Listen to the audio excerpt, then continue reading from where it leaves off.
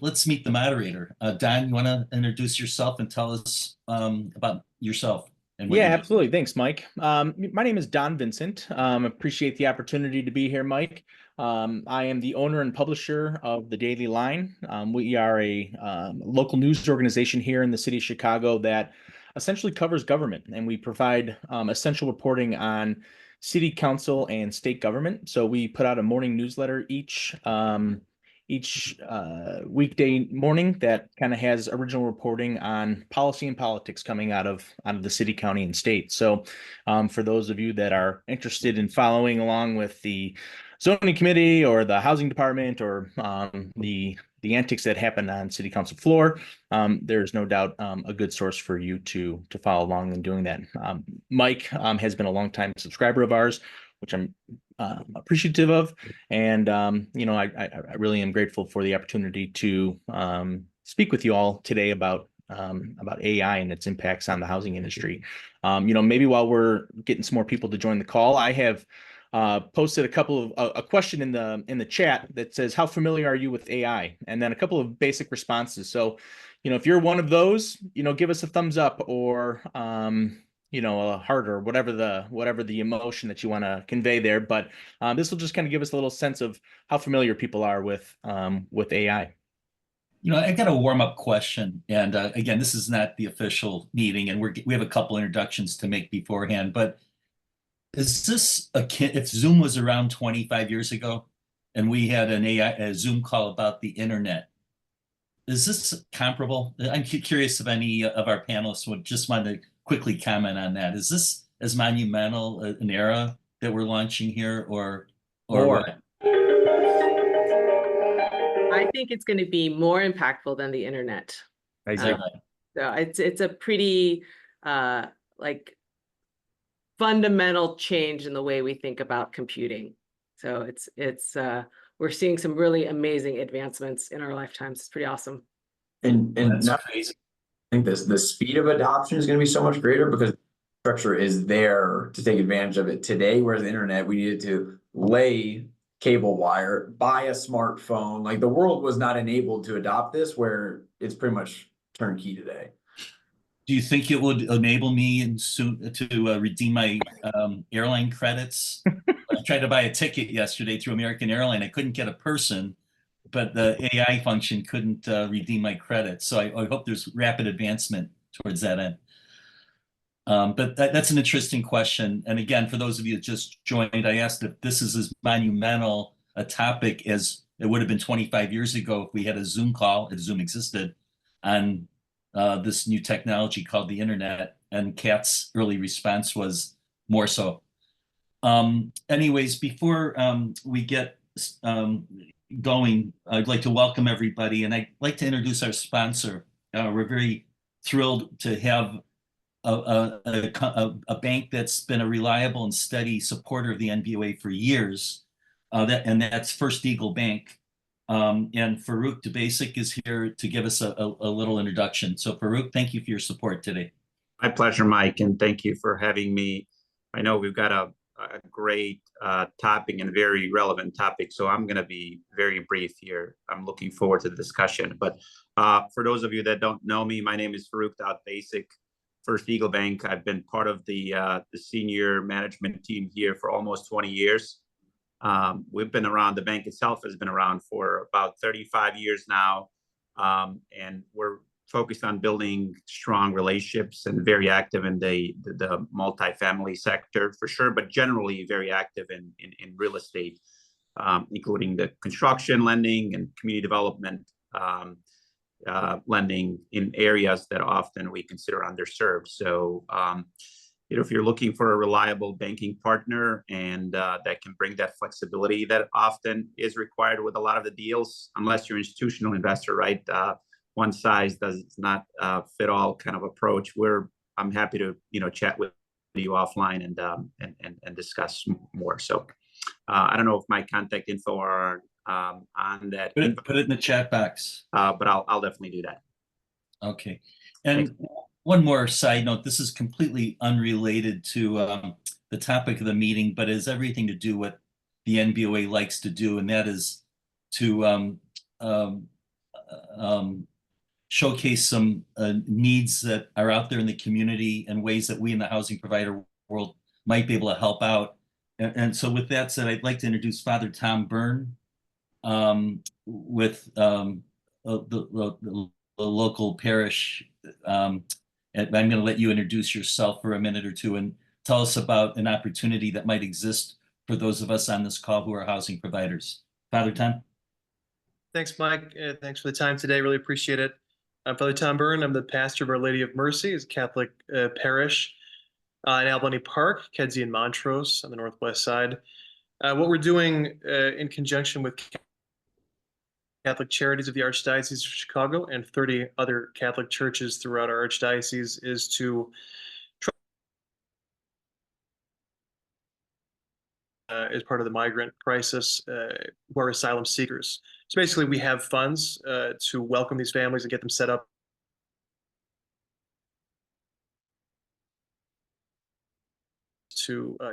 and sponsor the rent for a certain number of months out of shelters and get them stable. And part of that also is getting them working, right? As they go through the asylum process, apply for work permits. So one conversation I had with Mike, and he thought this might be of interest to those on the call today, is many of these people, as they get work permits, are looking for employment. So if you would like, if you're interested in perhaps speaking about hiring some folks with work process, a lot of folks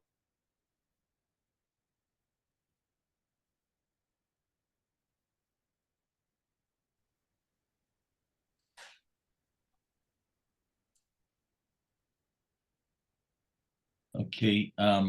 the city in different locations. I realize you're all over the city. So I'll put that in there. And if you'd like to be connected and see about hiring some of these folks, please let us know. We'd be very grateful. Thanks very much. Great. And Father, this could be painters, it could be carpenters, it could be cleaners. Perhaps you're strong at cleaning people. So it's a good opportunity to hire folks with work authorization, which has always been an objection or a problem. So we look forward to seeing your information in the chat box. Anybody wants to follow through. So thank you, Father. Thanks, Mike. Thanks, everybody. Okay. All right, great. So it's my pleasure to introduce Don Vincent, with the editor of and the producer of the Daily Line, a very important internet web-based resource for those of us following the news in Chicago, who's going to be moderating this discussion today. So Don, take it away. Thanks again, Mike. Yeah, like Mike said, I'm the owner and publisher of the Daily Line. I'm happy to be here with you all today and speaking with our panelists today about AI and its impacts on the real estate industry. Joining us today is three thought leaders, I would say, in this field. Kat ALLDAY, she's the vice president of product development at AppFolio. We also have Mike Wolber from Apartment List. He's the chief of sales. And then John Repka from Honeycomb Insurance, and he also serves as vice president of sales. Maybe we each spend a minute or two just introducing yourselves, maybe give a little background and kind of your day-to-day tasks and responsibilities. Kat, why don't you start? Great, thanks. So I'm Kat ALLDAY. I lead product management at AppFolio. I've been with the company for about 10 years, and I've been in technology for about 26 years. And I say that number, and I always freak out a little bit. And what I do in my day-to-day is I help drive, the strategy for how we think about solving customers' problems with technology, specifically in the real estate industry. And we've been exploring how to leverage AI for about 5 years now, pretty seriously. And we've thought about it from everything from lead to lease to maintenance to accounting and bookkeeping to driving insights. And so we've been thinking about how to solve our customers' problems using this technology, and we're super excited about where the technology is advanced. And I'm excited to share a little bit about how we're thinking about how to solve, the day-to-day needs of a property manager or a business owner leveraging this technology. Awesome. John, why don't you go next? Happy to. John Repka, I lead the sales and operations teams at Honeycomb Insurance. For anyone who hasn't caught wind of us yet, we are a Chicago-based but nationwide insurance provider that focuses specifically and solely on the commercial habitational segment. So apartments and condos. That's all we write. Personally, this is my third in a series of 3 consecutive AI-based startups. And so I'm really looking forward to this topic to share kind of what 10 years ago was like a kind of party trick, and 3 was a lot of window dressing and a lot of kind of hollow results, and what is today at Honeycomb really the core facet of the only way that we can operate. And so, from a lens of an apartment owner, a property manager, a lot of the folks on this call, I'm excited to share some things that I think are misconceptions in the space about how the work you do or do not do is very much impacting both your eligibility for insurance and, I think, a little bit closer to the pocketbook, the premiums that you pay. Awesome. Really looking forward to digging into that, John. And Mike with Apartment List. Hey, everybody. Thank you for the opportunity to be here. My name is Mike, proudly representing Apartment List as the Chief Sales Officer. We are a technology business that helps apartment owners and property managers across the country fill their properties with super qualified leads and leases. And I want to share just like 3 quick things. One, I'm really excited about AI. I think it's interesting to compare this to how other technologies have been adopted in the past. It took us about 7 years to get the World Wide Web, the internet, to 100 million users. Took us 4 years to get YouTube, 200 million users, and it took us only 2 months to get ChatGPT to 200 million users. So you just think about the pace of adoption that both Kat and John mentioned. I think that's a big enthusiasm point for me personally. Second, I started my career at Nike. I spent 5 years in enterprise product creation and chose multifamily super intentionally about 11 years ago. And I just think this space is so ripe for innovation, and I'm having a blast, helping the industry evolve their perspective and understanding around technology. And the third thing is broadly, I think in multifamily marketing, there's a really cool opportunity right now to harness AI to help your teams be more efficient. This does not need to take away their jobs. We'll talk about that later on today, but really excited about the opportunity that's in front of all of us in multifamily. Awesome. That's a really startling figure that you laid out there, Mike, just with the adoption of ChatGPT, or with ChatGPT and AI.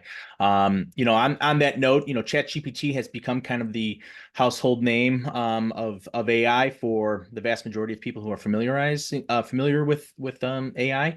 So I thought, as we get started here and kind of delve into our conversation, maybe we start off with just seeing ChatGPT in person and asking it itself, what is AI? So I hope most of you can see my screen here in just a moment. There we go. And I'm just going to ask it, what is AI? And you'll see that it really puts out a nice description of what AI is, some of the different categories of what it is, which is interesting because I did this earlier and there was 3 main categories of AI. So I'm going to copy and paste this into the chat real quick so that people can read this as we discuss and get back to our screens. But just pretty neat that we have this type of capability at our hands with a moment's notice, really. So that'll be coming to you here in just a moment. Now, I think there's some misconceptions around, or maybe just some unfamiliarity with the different types of AI. And, I'm hoping maybe, Kat, you can start off by just telling us, what is the difference between AI and generative AI? And if there's any other details around the different types of AI, maybe delve into that a bit too.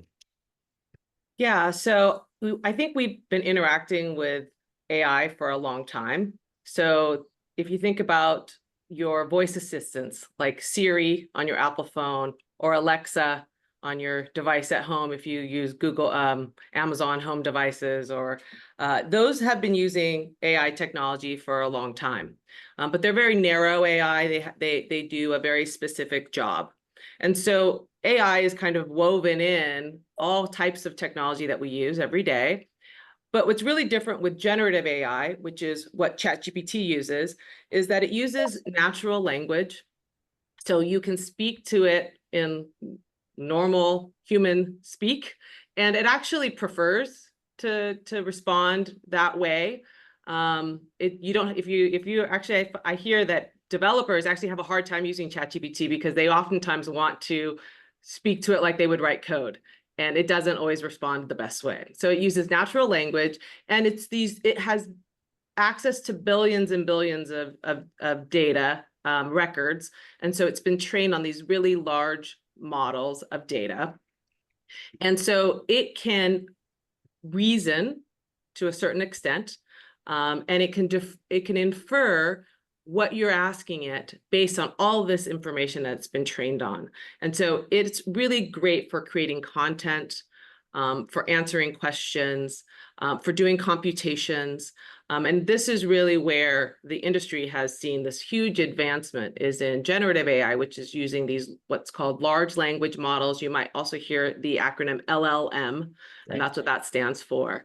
And that's where we're seeing these rapid advancements, where we're getting to, there's been conversations around, are we going to get to and I'm blanking on the word. So Mike, John, if you guys can help me, not reasoning. I'll think of it later, but it's like where AI can actually become sentient, right? General AI, I think, is the thing. So we've really focused on narrow AI, and as we move forward, the advancements get much more advanced and complex. And Kat, I'm sorry I couldn't help you out there. I just have this super intelligence piece in my head, since I don't know if anybody read Sam Altman's article that they came out this morning. I mean, that was like super intelligent. I know that's not what you're fishing for, but yeah, sentient intelligence. Which we're not anywhere near as much as, even though we're moving very fast, I think that's still a very distant future. Could you also say that the LLMs could be an inhibitor to the product in itself, because it can only really know as much as it's been given to know? I think the models that we see today, I think it's not really an inhibitor. I think the things that you do hear about, though, are what's called hallucinations, where it just returns information that's inaccurate. And that is the risk of these large language models. They're not perfect. And so if you're using these tools, you still have to apply a little bit of a human filter to ensure that the data that you're sharing is correct. Mike, John, any other additional thoughts on the differences between AI and generative AI? Yeah, I think it's hopefully easy to digest example of the difference. While we do use generative AI at Honeycomb, think, scraping websites, apartment listings, what's the average rent, what works have been done, how their work, permits filed. I think the more differentiator and catch terms like that, the narrow aspect is what we do with visual AI, which is entirely different. Looking at images about how something like a roof has aged over the last 20 years. And a lot of these things, at least to my acumen, can't be learned by the AI teaching itself. It requires what we would call human training. So literally thousands of images where you're going through and training or diagnosing or tagging these models with things that, as it sees the next one in the 10,000th or 100,000th in the line, it now can interpret, oh, that's a solar panel sitting on this roof. It's not a gaping hole that rain's going to fall through. This is kind of similar to what our iPhones have done with images, where you've taught it that you assign an image to somebody's contact, and then it goes through your images and identifies who those people are and actually categorizes them in their own subfolders, so to speak. Right. Exactly. I'm just going to add two quick things. So yeah, one, sure. It's super fascinating to complement, not conflict with both John and Kat. Like the pace of learning is just fascinating with Gen AI. Its ability to be fed data and to learn very quickly. It's imperfect, but it's pacing much faster than we can as people to consume and iterate. The second thing is, I think what Kat highlighted is like really important for this group to understand, is that the conversational ability of AI today is quite incredible, especially in our industry. If you look at a standard AI model, if you were to ask it like, hey, do you have a pet policy? Do you allow pets? Your historic AI models would say like, yes, or they would say no. But a current state model would say, we do. What kind of pet do you have? and you would answer the question that would be able to give you a more contextual answer to protect your leasing team, to bring in highly qualified leads. So I think the conversational ability of AI today has made, pretty significant strides over the past few years due to generative AI. Excellent. Yeah. Thank you for that, Mike. Well, maybe we'll jump into some specifics to, each one of your markets. Maybe in general, how is AI going to impact the way we own and operate our properties? Mike, why don't you go ahead and start? Yeah, so I'm sure if you're on LinkedIn or attending conferences or talking to industry colleagues, you've heard about things like centralization. You've heard about centralized staffing. You've heard about resource efficiency. I think that's like a really clear area right now that we're seeing AI help the multifamily industry accelerate. Rent growth, it has been a challenge for many of us over the past few years. Cash and capital has gotten more expensive.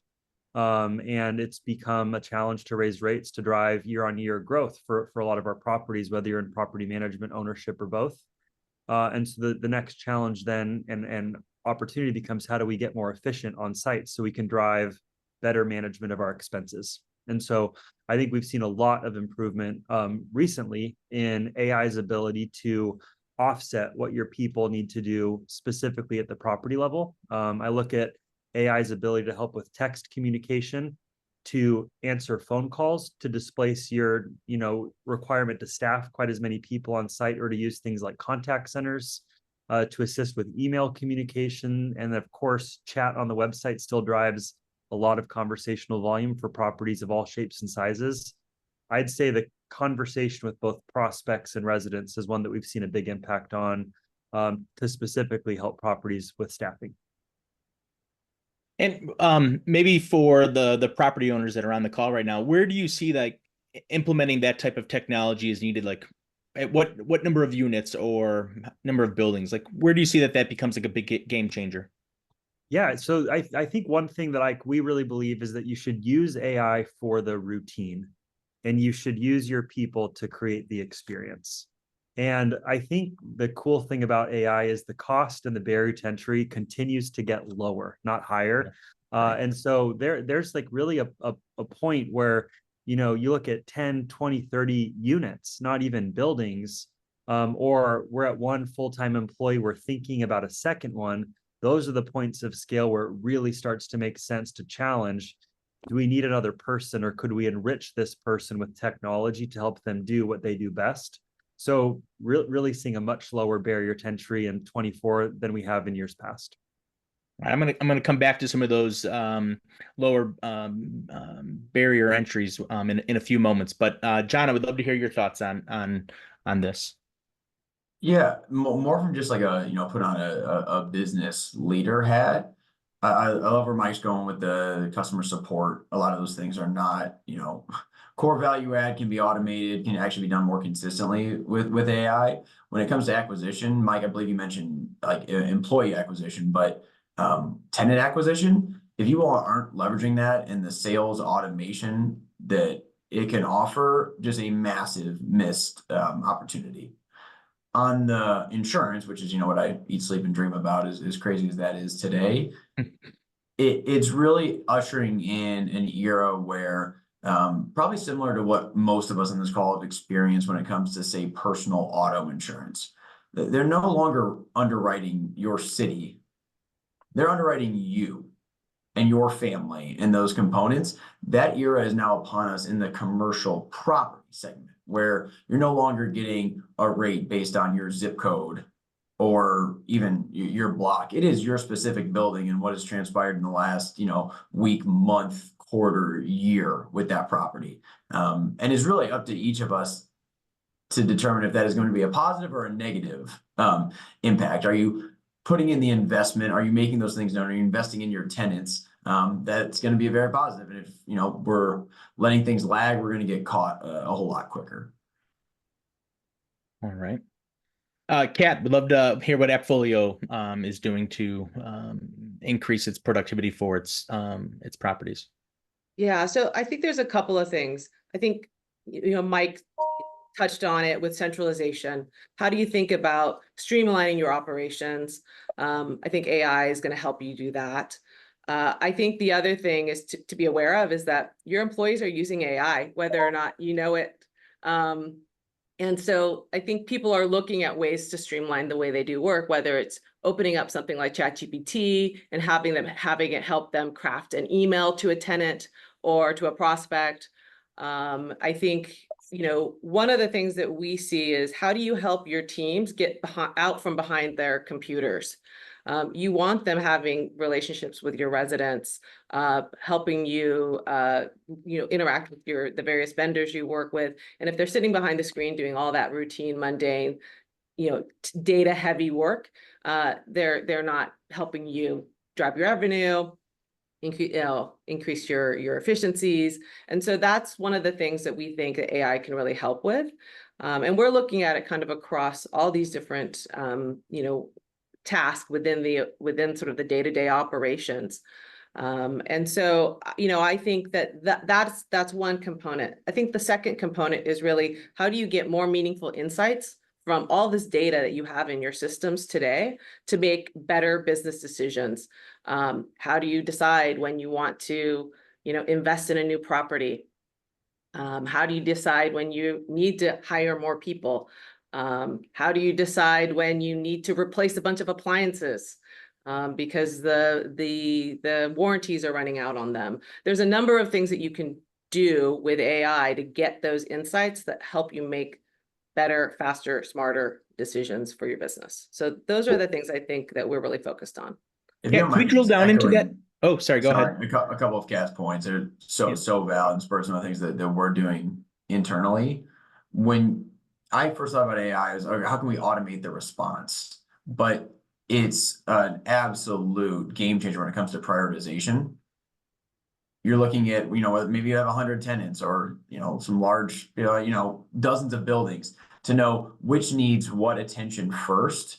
Absolute game changer for us. And the other one, and I think it was Kat who had mentioned it, like the comprehension aspect, particularly when it comes to tone, it's allowing us to know which, say, customer support tickets need to be escalated for manager insertion, because it can read into what is a sarcastic or a challenging or a frustrated or a friendly tone of written text. It's wild.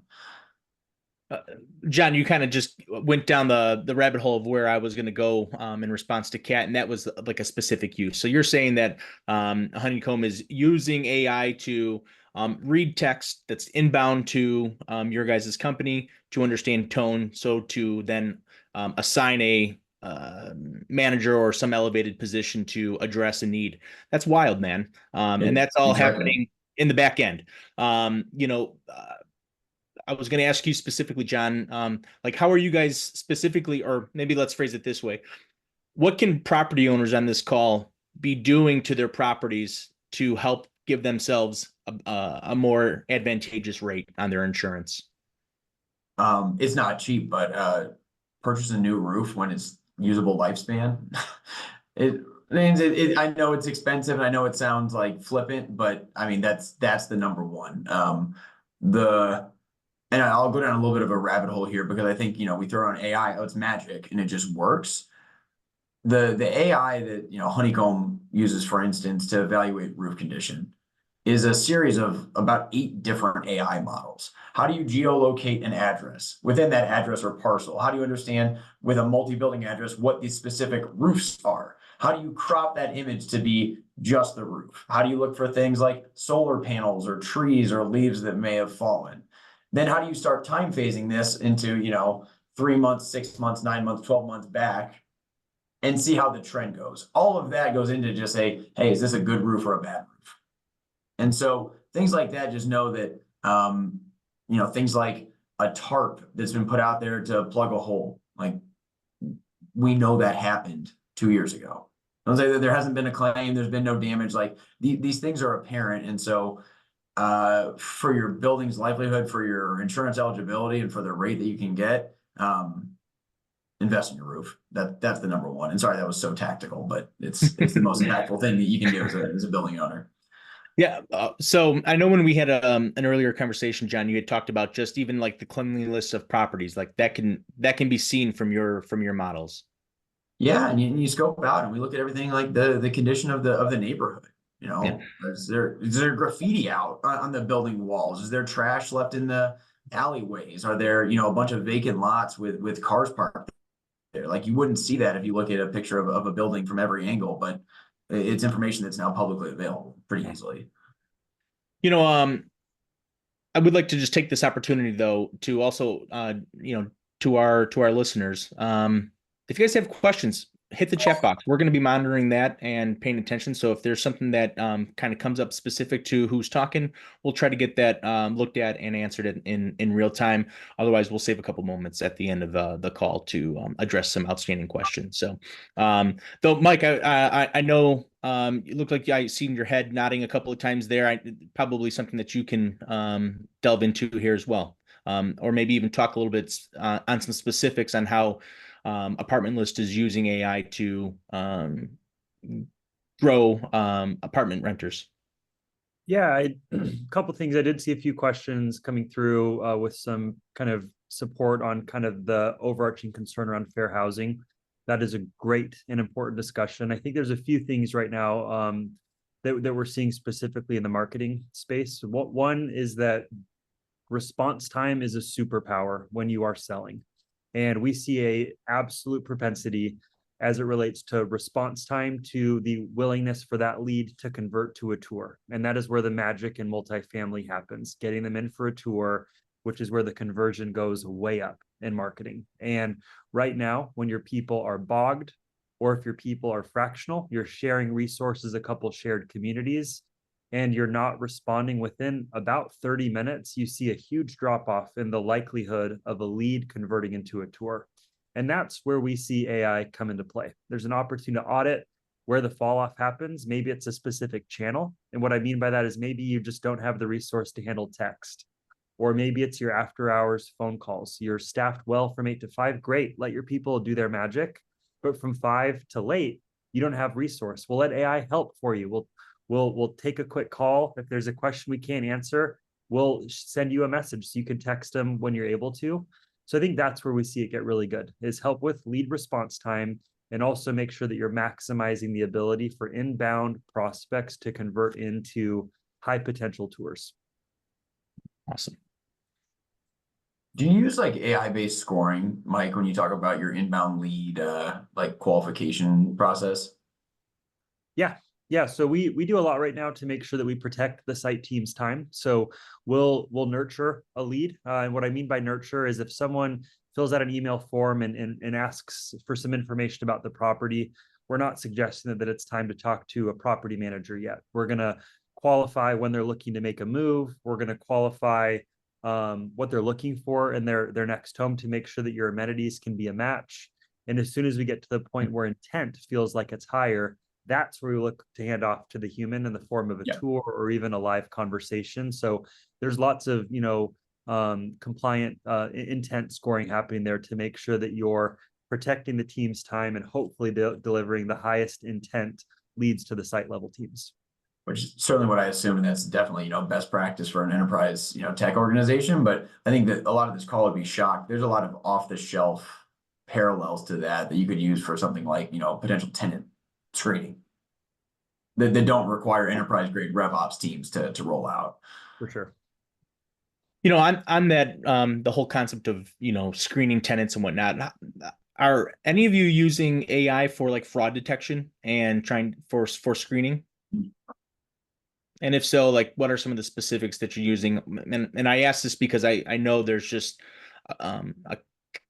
almost like a constant theme and discussion happening within the members of NBOA that talk about just the difficulty it is to get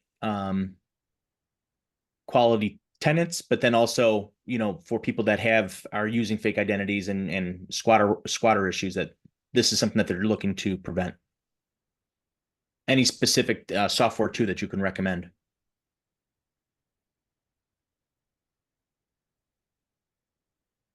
No, anything today at Folio in the kind of Yeah, with screening, I'm trying to think.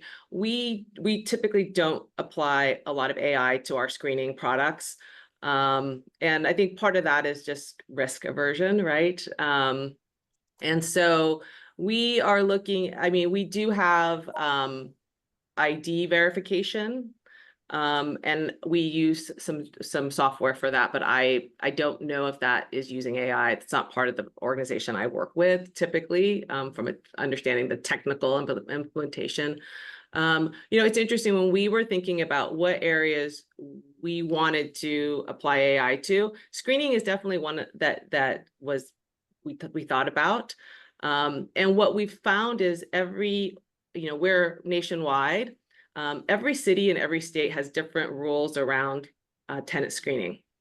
And so it was hard to come up with a blanket offering. And so we've actually had to go into every municipality and every state as we think about our screening products, specifically things like doing criminal lookups, criminal record lookups and things like that as part of screening. Every city has a different set of rules. So we actually haven't applied AI to screening, but we do know that there are vendors out there who are doing it.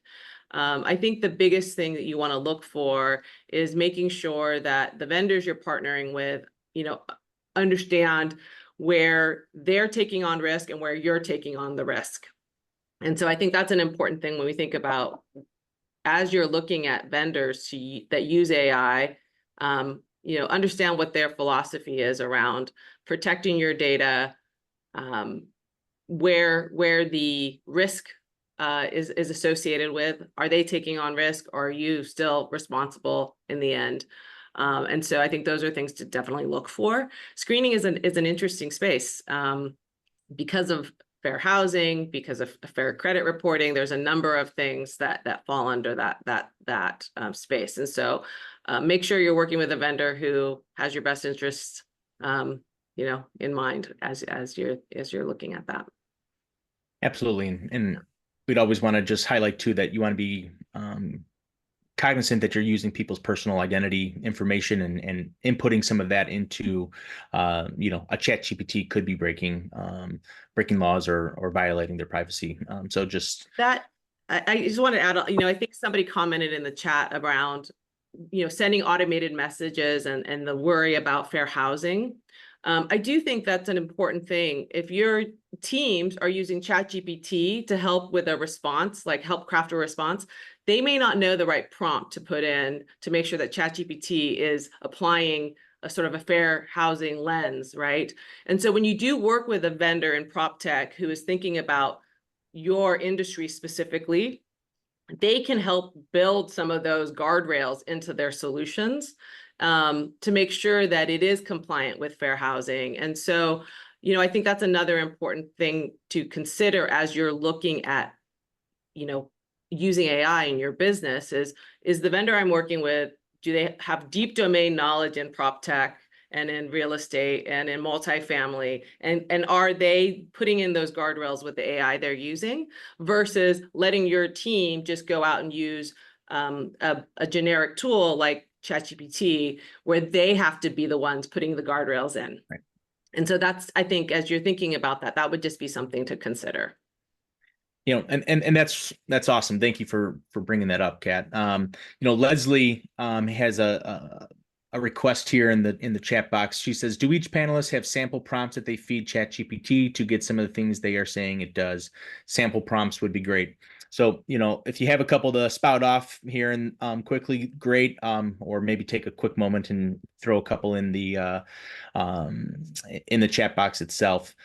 Just come down to a couple other questions here. Let's see here. All right. So for insurance, AI can review images of the property. Insurance rates often impacted by loss histories. We also need to navigate the size of deductibles. Can AI help out with these? Absolutely. Yeah. Sorry for the short response. Yes. Everything from, the terms that are offered to the premium that's qualified for, to, I think most fundamentally, do you acquire for, say, the difference between an admitted DOI backed policy or a non-admitted excess and surplus lines coverage. And the nuances even between, what sort of work can you do on your property to change that and make a midterm shift to a lower cost, higher coverage policy. All of this can be enabled by AI. Awesome. So, I would just direct everybody to a comment that Mary A had left in the chat box, about a vendor called Snap PPT. So check that out. She uses this, it looks like, to screen. Obviously no endorsement by me here, but just something for people to check out and educate yourselves on. We're getting towards the end of the call, and I know I want to save a little bit of time for some presentation on some specific uses in AI. But before we do that, we'd love to just get some, let's put our, our future vision hats on right now and see, where do you see AI transforming your specific industry in the next 5-10 years? Maybe some specifics if you have that. John, would love to hear from you first. A lot of what we're doing right now, and let's just set aside the internal efficiencies, the improving response time, just the business applications of AI. When we fundamentally talk about how do we use artificial intelligence to better underwrite risks, which give building owners better rates and allow us to, be sustainable and not have to come in and out of markets due to, large convective storms or climate change driven events. It's about automating underwriting. And so what you'll find, and I don't think there's a demo better that you can do than just like going to our website, we can automatically underwrite in the course of a 4-minute digital application, whether you qualify for a policy or not, and what the price would be. That was like a laughable dream 3 years ago. And so to say, well, what could this mean in the future? I think it allows the true specialists, of which I am certainly not one, when we talk about, detailed underwriting acumen, to use that to push things forward and make sure the assessments are correct and really get into the nuance of details rather than, get stuck with only, say, large multifamily high-rise complexes, and the small commercial space just kind of gets left to, I don't know, guesswork more often than not. Interesting. Mike? I'd say there's like kind of a couple areas that I'm like really excited about for our industry, but also for this group, just as like a diverse group of professionals. I think GPT specifically is just a really great way to like practically offset like things that are just a waste of your time. I used to spend so many hours each week trying to figure out how to like do an Excel formula. And now I can just drop in an Excel spreadsheet and say, hey, can you please merge columns A and B and do this for me? And then it will send it back and it just gets it done in like 10 seconds. So I think like the practical application of GI of AI broadly speaking is just like really energizing for me, because I think we're just early signs and early days of efficiency, which is going to be great. So we can spend our time where we should, which is like with our people and making magic happen. In multifamily, broadly speaking, we tend to be a little bit behind enterprise tech in terms of the adoption curve of technology. And I think I'm really excited across the industry, both in the marketing arena, which is where I spend time, in the software and in operations space, just to see what this can do to really help change the overarching sentiment of our site level teams. I think there is a serial state of burnout in property management. They do everything. They context switch all of the time. And I think being able to delight those teams by offsetting their workload with really cost-effective uses of AI. Right now, marketing and communications is a super exciting one for us at Apartment List. I'm really excited about that because I think it's going to really change how our property teams can show up to delight our residents and to help make renewals more predictable for the industry. Interesting. Mike, just curiously, I was looking on Facebook the other day, and some of these apartment renting groups have like 85,000 people, 100,000 people, and there's multiple of them. Can we see some sort of AI integration where it's scraping that data and actually giving you guys targeted lists of people to reach out to promote your buildings? Like, are we at that level yet? Is that in reach? There are a few different ways that I think that's like happening today. I think one of the areas that we're seeing more specifically to Apartment List is being able to cast a wider net in terms of who you engage with when someone's looking to make a change in living, but not bogging your team down with folks that aren't quite qualified or ready to talk to your site team. So what we're seeing is opening up your marketing funnel and using that as an ability to talk to a wider group of residents, and then using AI to nurture them down that decision path. And then make sure that we're only sending qualified, high intent, leads to the site level team. But we're definitely seeing a lot of fast transformation there. Excellent. That's encouraging. Kat, would love to hear your kind of future vision here. Yeah, so we think about property management as something that is the best use of your resources is in the relationships that they have with your residents, with your owners, with your vendors, right? And AI is going to be something that's going to allow them to do more face-to-face time, right, with those people. So humans are really good at relationships, computers are not. And so being able to have your team build those relationships and foster those relationships is really where I think AI is going to free them up from doing all the stuff that takes a lot of time. And I think additionally, where we see this going in the next 5-10 years is that you're going to get these business insights that it's be really hard for a person to be able to detect, because of the fact that they don't have access to maybe all the data that the AI does, right? So now you'll be able to think about, hey, I really want to drive the performance of a building. What are some things I should do in order to do that? Here are my business goals, and make some recommendations on things I need to focus on. That's really where I think AI is going to be really powerful. It's going to help you identify those things that you might not see otherwise. Awesome.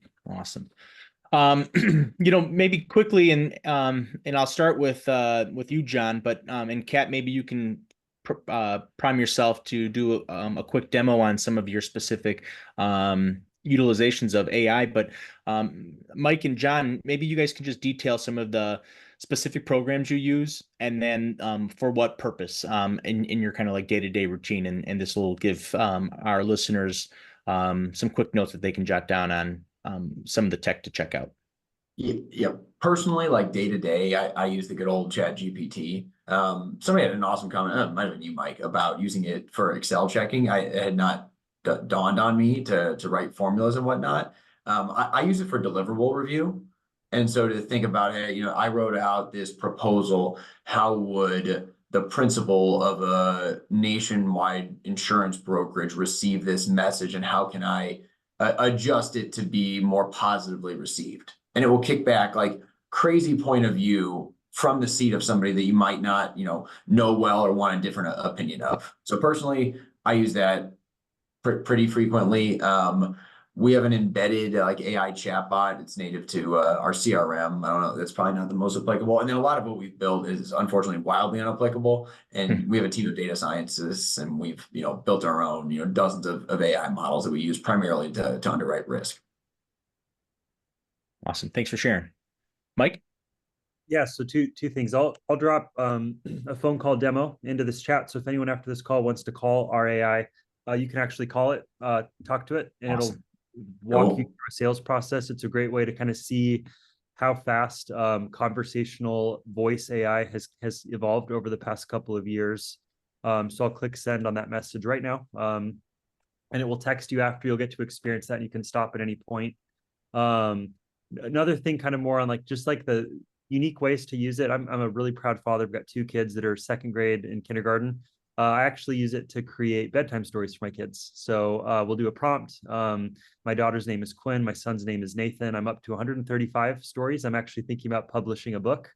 I love it, man. Phenomenal. And 4.0 is one of the newest models of GPT, and it will do images for free.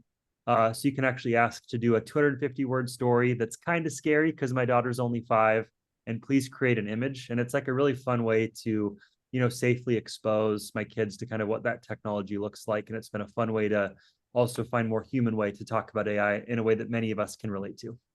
I'm so glad you brought this up because when you had sent that in the email the other day, I did it with I've got a 5, 4, and a 3-year-old, and we spent the last 2 nights making stories with ChatGPT. What you can do with GI Joe and all the other little new characters that are out today it's pretty wild. So if you haven't done that, that's a great use. So one warning though, Don, is if you ask your GPT, whether it's on your phone or your desktop, to read it for you, the voice is so dang good that they will no longer want to hear from you. I did it once. It's taken 3 months to get my kids to want to hear my voice again. So tread lightly on the voice, because the voices are really darn good these days.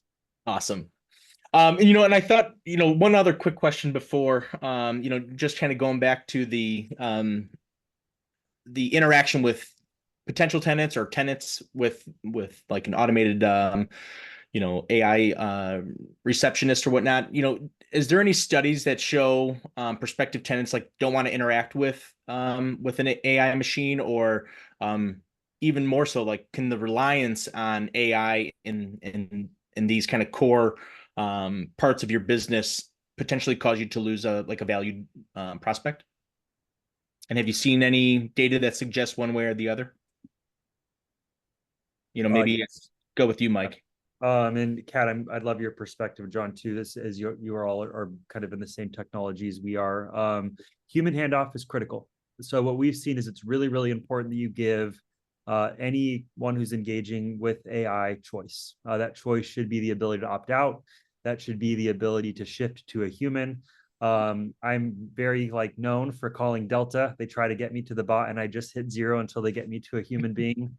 And so I think, personal preference is really critical. So we've spent a lot of time making sure that handoff is very resident or prospective resident centric, just to make sure that if someone does not want to engage in that way, that you create a really warm ability to hand them off. That's what we've seen as one of the most critical abilities. And as long as you get that handoff and that preference dialed in, we don't see a drop off in terms of contact volume. Yeah. Yeah, I would agree. So we use AI in both leasing and in maintenance, and having a human fallback is really important.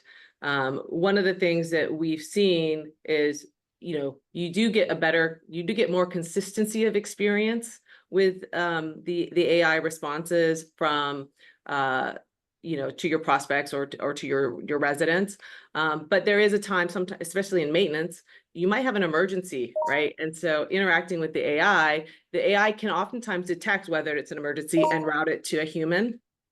But also sometimes that human who's calling in or texting in about the issue really just wants to talk to somebody because something's, water's coming through their ceiling, right? And so you do want to make sure you have that good handoff.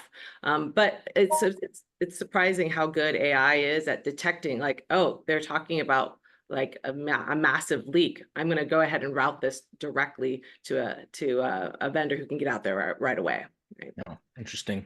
And on that note, I mean, obviously that creates a little bit more of a seamless handoff to the most responsible person, or a person that should be taking responsibility for that task or issue. Do you see this as a threat to job stability for folks working in property management? So I get asked this question all the time. And I really don't think about this as job elimination. I think it's about task reassignment.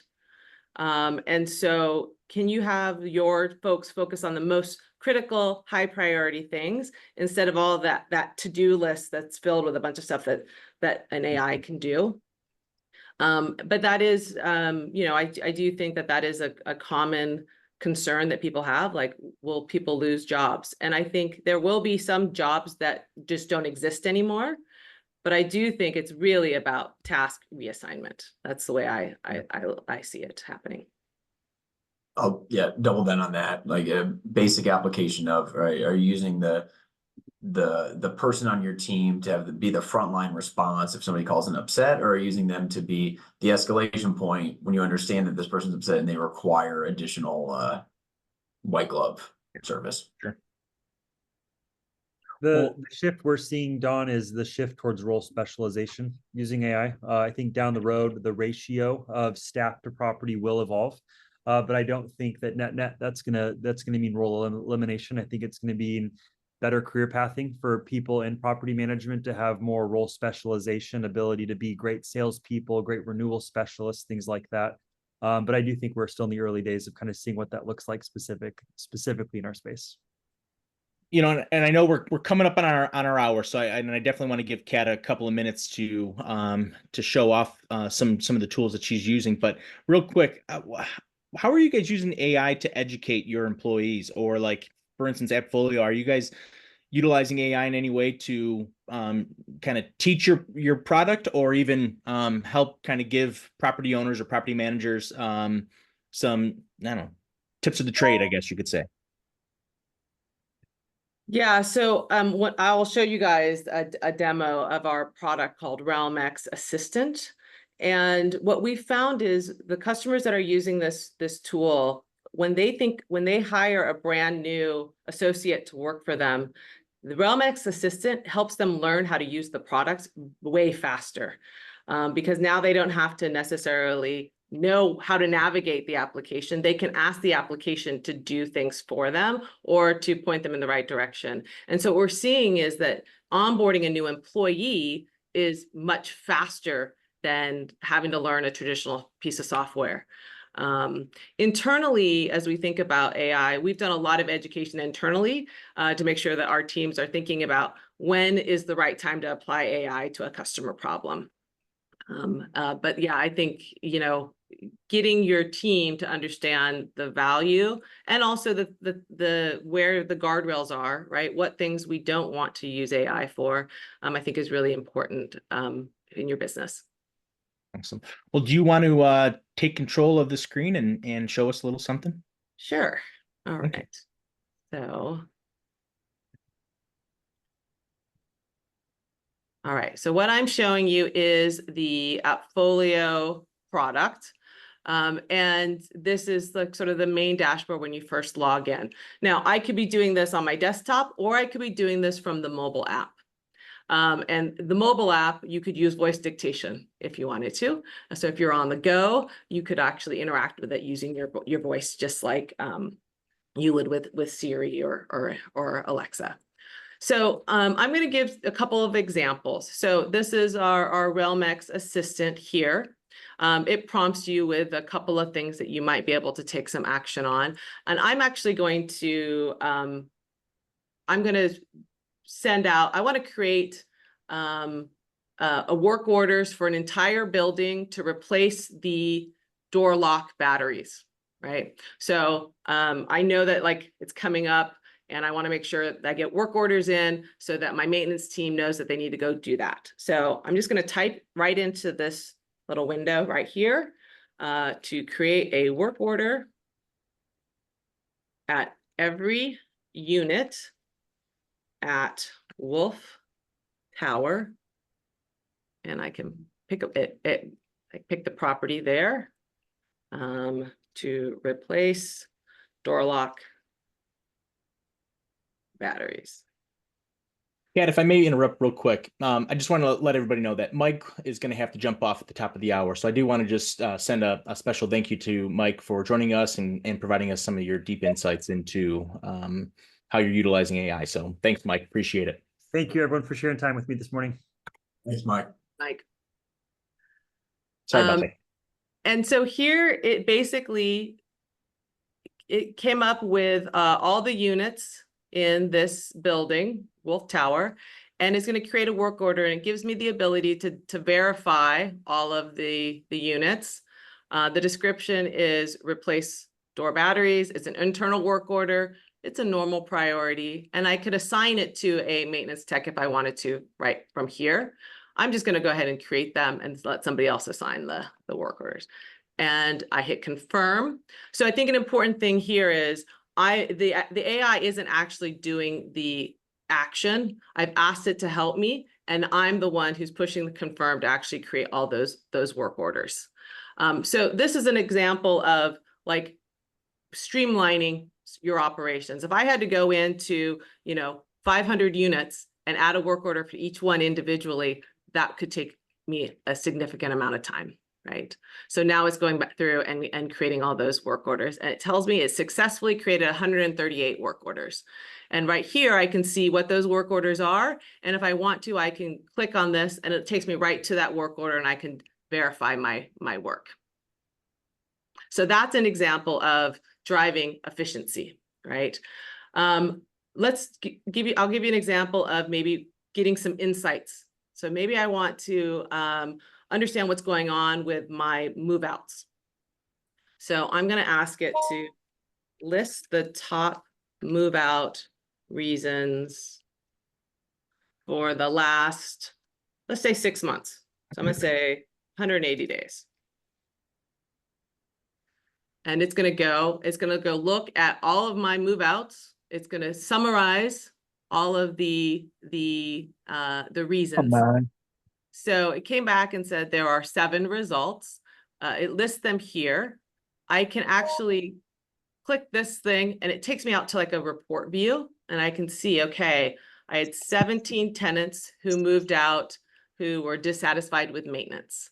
5 for location, relocating out of state. So basically whatever the team put in as the move out reason. So I was able to quickly get that data for the last 6 months. I think another thing that we've done is we want to make sure that people understand how we're getting these results. And so we actually are creating some transparency. AI can be kind of a big black box. You might not know like what's going on with AI. So we want to explain how we did that. So I asked it to explain. And so it basically says, hey, I counted the tenants who moved out in the last 180 days. I grouped the reason by moving out, and I ordered by number of tenants most to least. So it sort of tells me how it obtained that data. Interesting. I'll give one more example if I have time. Yeah, please. So let's say I want to do some bulk communication. I can do bulk communication via text or email. There's a number of ways you can do that. So I'm going to say I would like to email all vendors who with expired liability insurance. And I'm typing, of course, I should have made this so I could cut and paste. That would have saved time.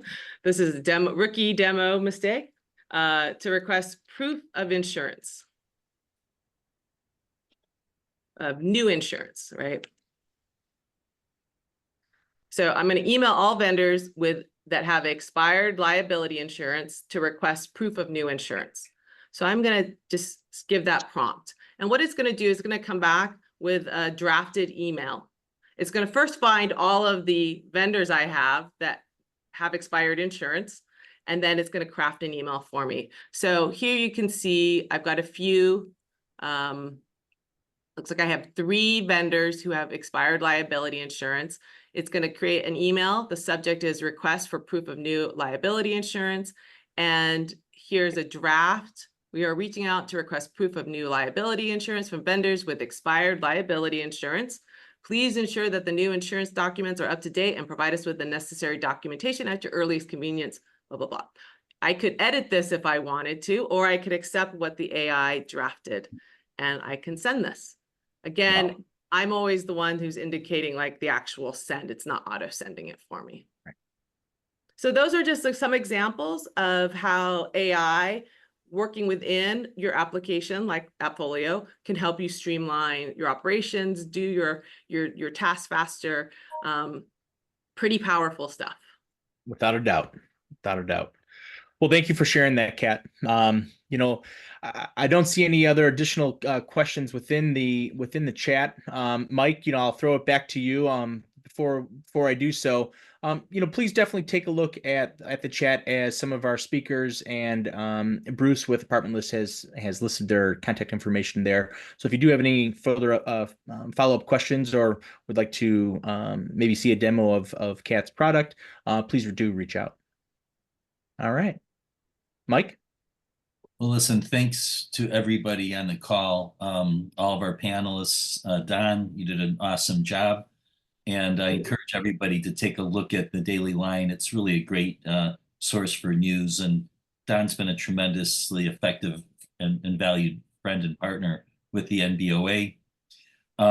We will be continuing to do Zoom calls. I know that we're going to plan to have one in the coming weeks about this all important school board election as it impacts real estate ownership in our property tax bills and our desire for great educational options for all students.